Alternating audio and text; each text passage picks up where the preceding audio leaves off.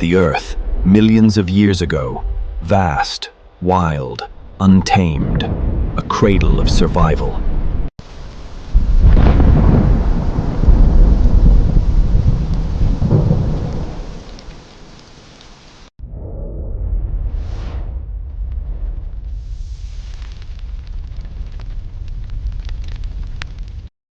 Giant beasts roam freely. Mammoths, saber-toothed cats, towering predators. This is the world before us, raw, dangerous, yet full of life. From caves and shadows, the first humans emerge, fragile yet determined. Bare hands against stone, skin against cold, they face a merciless earth. Fire flickers for the first time.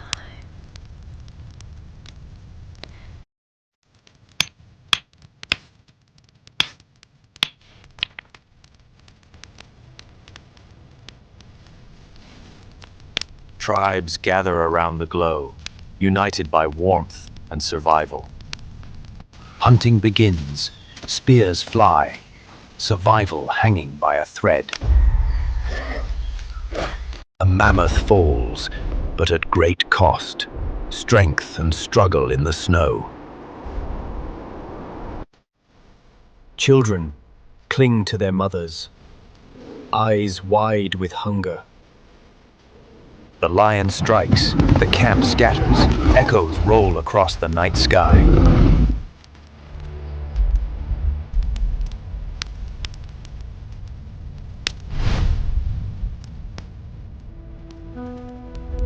Predators lurk, eyes glowing in the dark, waiting, watching. The world was not always as we know it. Long before the rise of cities, before the carving of stone into monuments, before the shaping of words into stories, there was a time when the earth itself breathed differently. The air was thicker, heavy with moisture and smoke from volcanoes that shook the ground with every eruption. The forests were vast, endless, filled with towering ferns, mosses, and giant trees whose roots drank from rivers that had no names. Oceans stretched farther than the eyes of the earliest humans could see, and in their depths swam creatures that seemed like shadows from a dream. This was the world millions of years ago, when life was raw, untamed, and every day was a battle to survive. In those days, humans were not the rulers of the earth. They were fragile, lean figures, their bodies marked by dirt and the scratches of survival. They walked barefoot on rough ground, clothed not in woven garments, but in scraps of hides tied together with vines. Their hair hung in tangled strands, their eyes sharp and restless, always scanning the horizon for danger or food. Fire was a miracle, not a guarantee, and a single spark meant the difference between life and death. The days began with uncertainty. When the sun lifted itself over the horizon, painting the skies with red and orange, small groups of humans emerged from caves or shelters of sticks and leaves.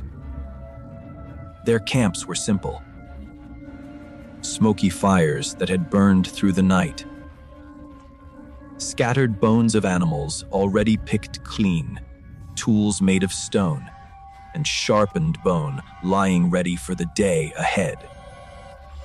Hunger gnawed at their stomachs as soon as their eyes opened, for food was never certain, and the earth gave nothing without struggle.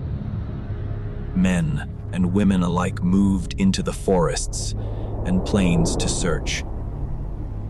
Their feet pressed into wet, mud near the rivers, where reeds whispered in the wind. They dug with sticks for roots, broke open nuts with heavy stones, and searched for the tracks of animals in the soft soil. The young and the old followed carefully, for every step carried risk. Snakes slid silently beneath the grass. Birds circled high overhead. And from the shadows of the trees came the growls of beasts that considered man not a hunter, but prey. Yet despite their weakness, the humans endured. They endured because they learned, because they shared, because each day of survival was carved into memory. One man had discovered how to strike stones together and draw sparks, and from sparks came fire. Another had learned which plants could heal wounds and which could poison. A woman had shown her children how to weave long grasses into ropes, how to carry food in baskets of reeds, how to hide their tracks from the animals that followed. In their togetherness, they found strength. In their stories, whispered by the firelight, they found courage. And in their struggles, they found the will to continue. The world they lived in was alive with sound. Birds with wings larger than their bodies beat the air with a deep rhythm, while insects droned in clouds that thickened the sky. Frogs croaked near the swamps, and the rush of rivers echoed through valleys. Sometimes, when storms rolled in, lightning lit the world in sharp, sharp flashes, and thunder shook the caves where families huddled together, clutching one another for comfort. In those moments, they looked into the flames of their fires and whispered to the sky, believing the storm to be a great spirit testing their strength. Food was their greatest struggle. To hunt was to risk death, but to refuse to hunt was to starve. Small groups of men and women, armed with sharpened sticks, moved silently across the grasslands. Their bodies were painted with mud to hide their scent, their eyes fixed on the animals ahead. They followed trails of broken grass, the faint smell of dung, the prints pressed into the soil. They moved as shadows, slow, patient, waiting for the right moment. Then, with sudden cries, they rushed forward, thrusting spears, throwing stones, driving the animals toward pits or rivers where escape was harder. Many hunts ended in failure, and the people returned empty-handed. Their bodies weakened, their spirits dimmed. But when the hunt was successful, when a beast was brought down, the camp filled with celebration. The meat was roasted over fire, the bones cracked open for marrow, the skins scraped clean to be used as coverings. Nothing was wasted, for they knew tomorrow might bring nothing. But the animals were not their only challenge. The land itself was harsh and unforgiving. There were days when the rivers overflowed, drowning the plains in floods that swept away camps. There were days when fire spread across the forests, smoke choking the sky and forcing the people to flee. There were days when the earth shook beneath their feet, when rocks tumbled from cliffs, when the ground opened with terrible sound. And there were days of silence, when the heat of the sun dried the land and no rain fell, when thirst burned their throats and the rivers turned to mud. Still, They endured. They endured because they adapted. They learned to build simple shelters from branches and leaves, to cover themselves with hides against the cold winds. They learned to store food in pits, to carry fire from one place to another, to mark safe paths through the forests with broken branches. They learned the stars, the shape of the moon, the signs of the sky. The world was their teacher, and every scar on their skin was a lesson written in pain. Children grew in this harsh world, their laughter rare but real.